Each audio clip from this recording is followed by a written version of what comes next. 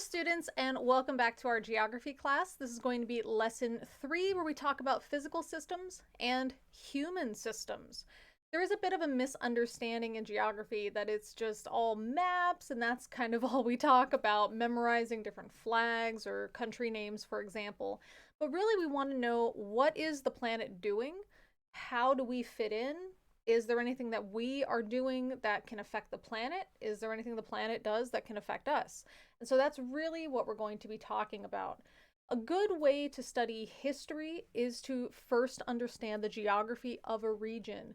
This is why, at least I think for a lot of classes around the world, geography class will come before a world history class. There might be a less in-depth world history class that you guys take when you're younger, but an older teenager, like your last world history class before you finally graduate and head off to university or do some other type of work, this is going to come after your geography class. And the reason is we need to understand different types of resource use, why people move to certain areas, why people avoid certain areas, and that's what we're going to be talking about here. At the end, there's going to be some questions. Feel free to answer those questions in the comment section below. All right, so again, geography is more than maps, and so we're going to be talking about physical systems, which is the Earth, human systems, which is what we do. So some of the physical systems we're going to talk about are in this section. So just to define what a physical system is, basically it's a change or balances that the Earth makes with itself. So that means there's stuff that we really, as humans, don't have any say in. These are things the Earth just does, and we just have to accept it. What we have here is a picture of, unfortunately, one very destructive tsunami. This means then, because it has nothing to do with us, if we died, all humans died, all animals died, the Earth is still going to continue with these processes just without us. So that's what we would consider a physical system. Now, sometimes with physical systems, we can interrupt them, we can exacerbate them, but for the most part, these are going to be things that the Earth just does totally regardless of us, doesn't really care if we're in the way.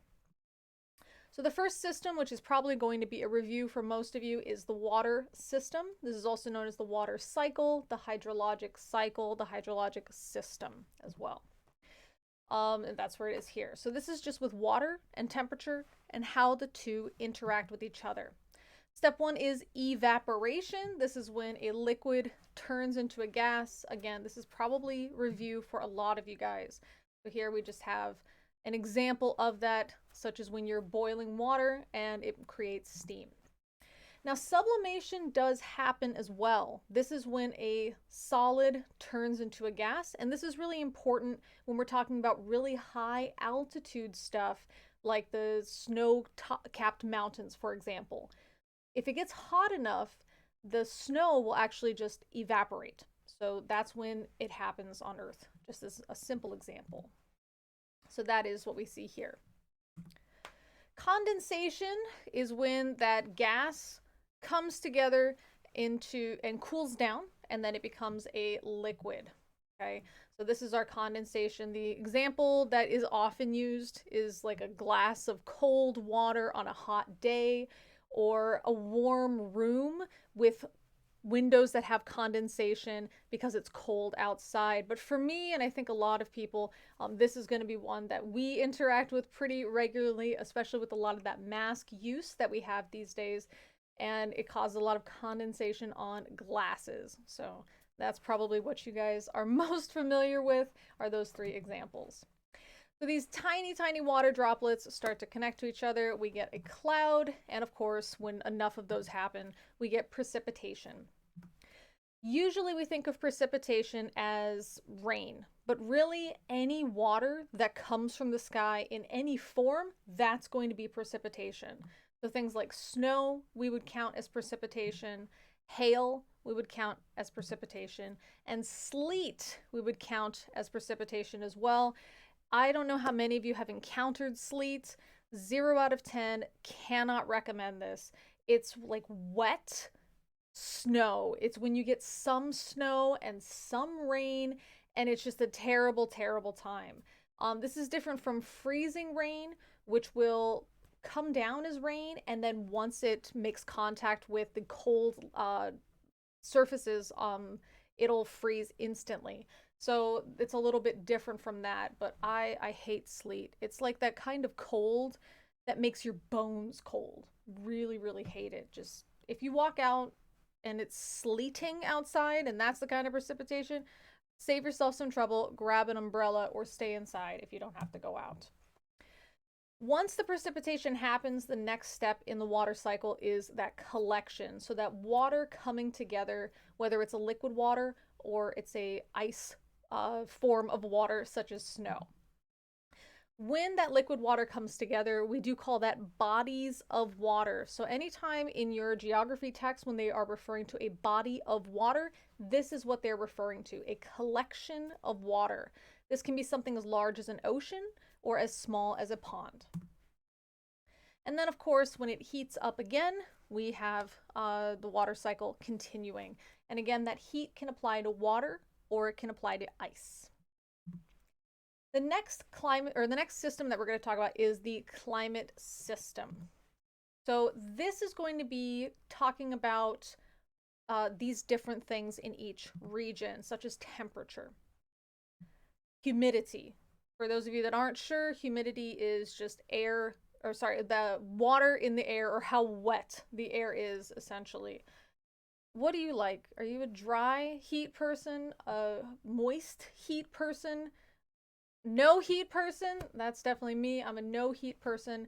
But if I have to choose, I'm definitely more of a dry heat person. Cannot stand that moist heat.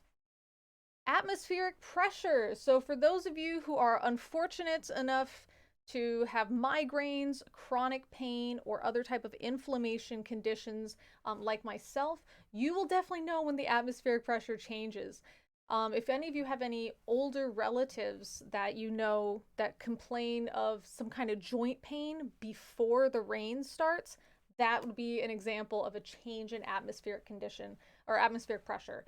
Otherwise, most of you probably don't recognize a difference, a physical feeling of a difference between the atmospheric pressure. Wind is also something else that we check for the climate cycle and the climate system, sorry. Precipitation, that's another part of the climate system. So the big difference that we're talking about here is that weather is what's happening right now. Weather's going to happen tomorrow. But climate is the 30-year average. And so this helpful image here, we can see the dog prints. Those are going to be moving around. That's the weather. Climate is the person that's walking the dog here in this image. And you can see it's more of a middle or average that we're looking at. So when we're talking about that precipitation, it's not, oh, it rained a lot this year, or oh, we had a drought last year.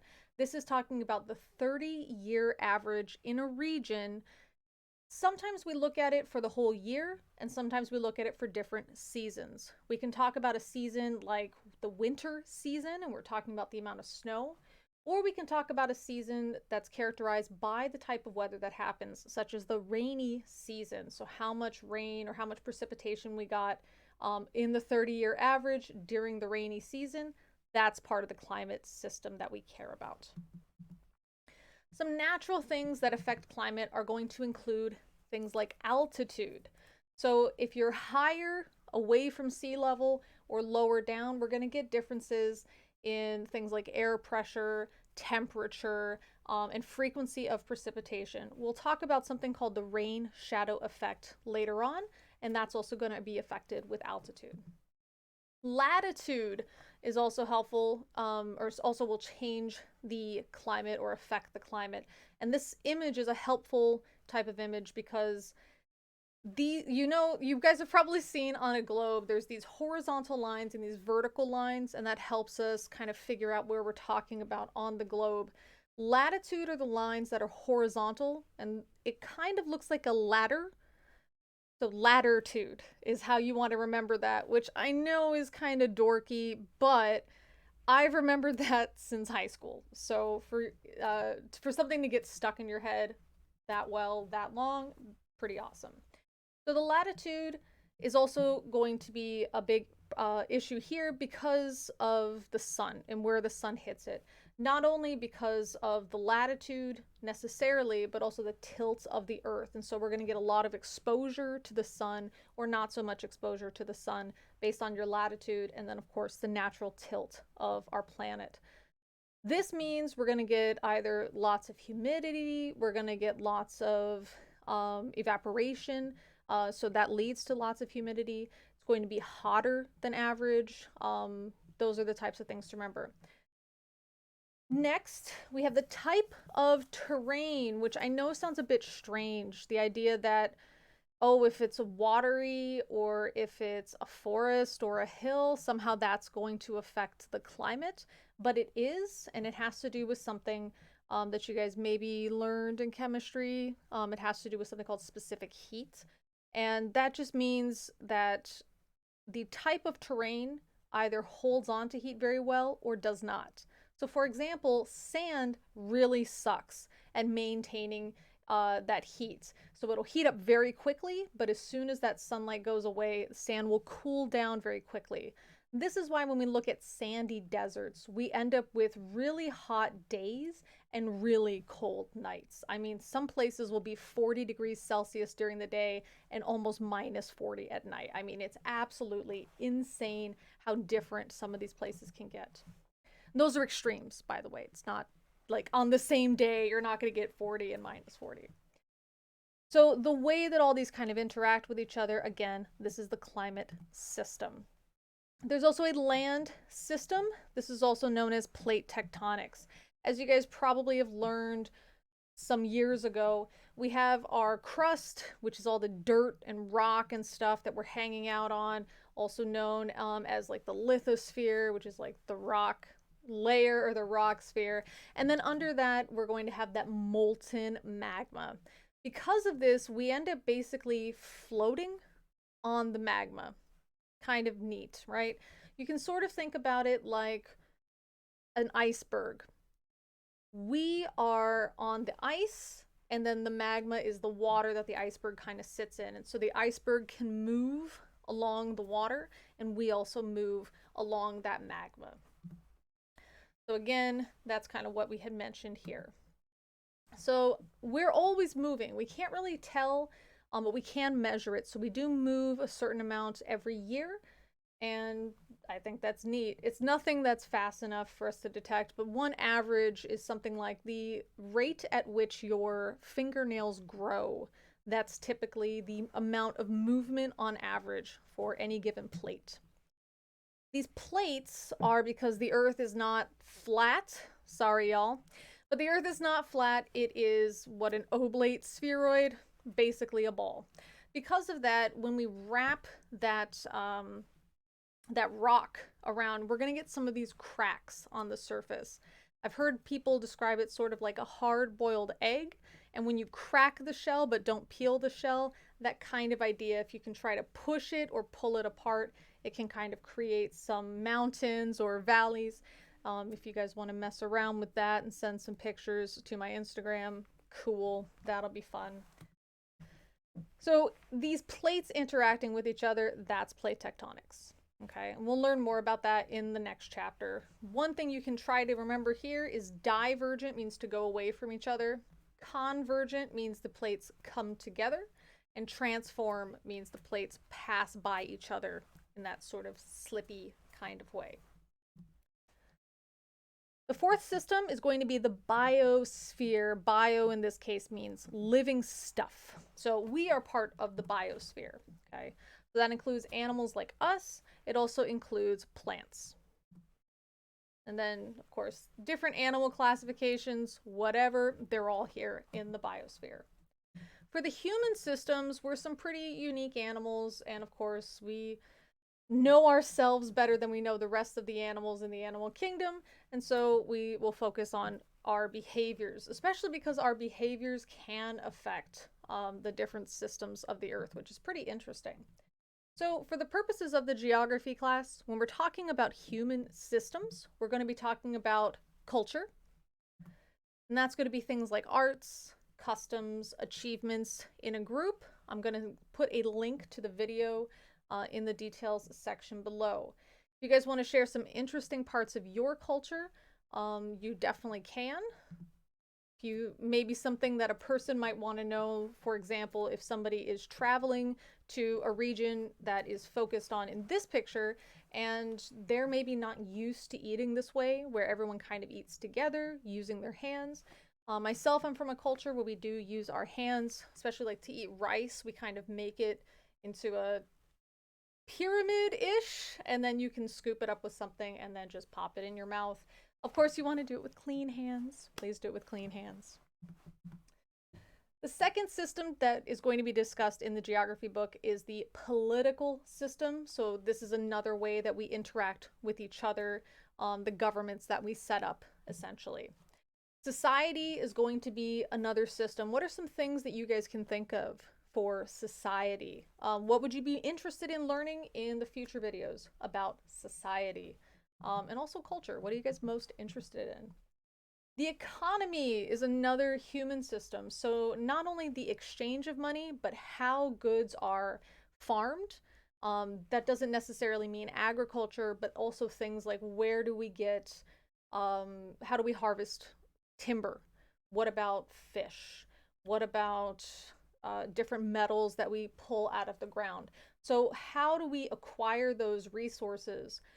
Do we produce anything? Like when we're refining those resources, that's part of it. So the factory systems, the store systems, any use of packaging, and in addition, money. So that's all going to be part of the economic system.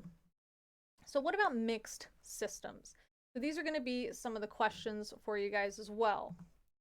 This is the stuff where humans are going to interact with the Earth systems, and the Earth systems are going to interact with the human systems. So things like, how do natural disasters affect a population?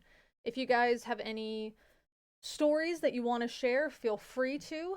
I was in an area that does have like a famously large earthquake.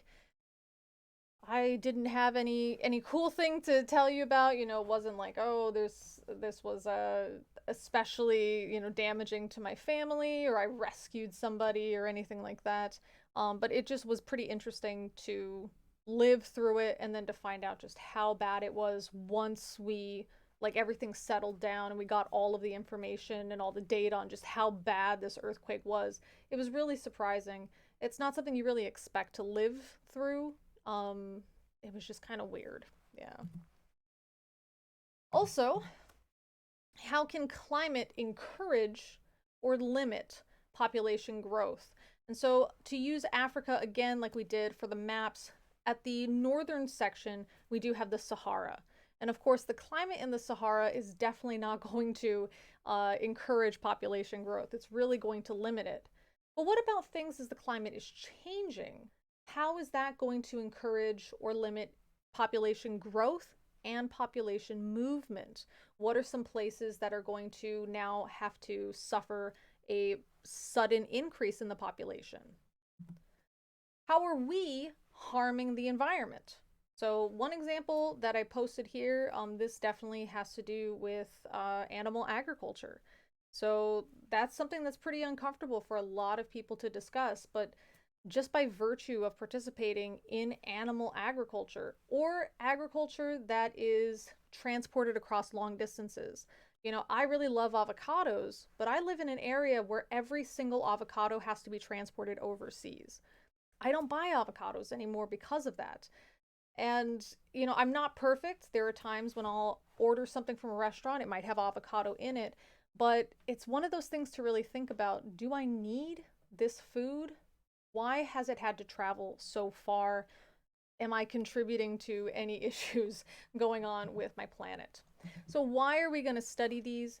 Just so you guys understand how these systems get set up. Again, it's a good foundation for world history class later, but also just you're going to encounter it, right?